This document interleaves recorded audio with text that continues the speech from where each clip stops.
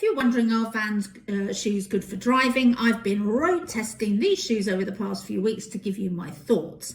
Wearing the right type of shoes when you're driving doesn't just make it more comfortable for you, it increases the safety factor. When I look for a good driving shoe, there are a few things that I consider. I wear low-heeled shoes rather than high-heeled ones as a woman because I want to control the pedals. I don't wear shoes that are slippy because, again, I don't want them falling off the pedals as I'm driving. My shoes fit me properly because, again, they don't want to be slipping in and out of the shoes. And I found that the best shoes to drive in have flexible soles that bend as I move. So super chunky, immovable soles are just not good enough.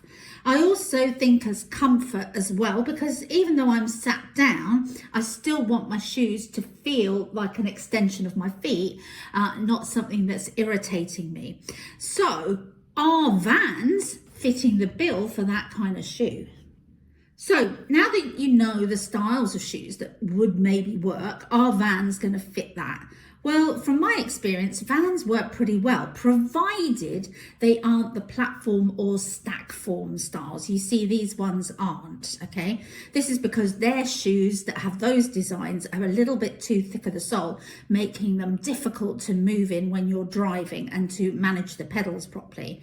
If you buy normal Vans like these, either the lace-ups or the slip-ons, they could be considered pretty good driving shoes. That is, of course, dependent on them fitting you properly and feeling comfortable while you're wearing them. These Vans shoes work because, number one, they've got quite flexible soles as I'm driving in them. They're not a platform, so flexibility is important. The soles, as you can see here, are relatively grippy, okay? So that waffle tread that you see on the bottom helps your feet to stay on the pedals.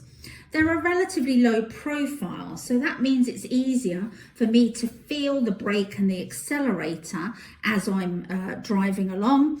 And they have some cushioning. It's not the best, you can add more cushioning to them, and a relatively wide toe box allowing your toes to spread out, making them relatively comfortable.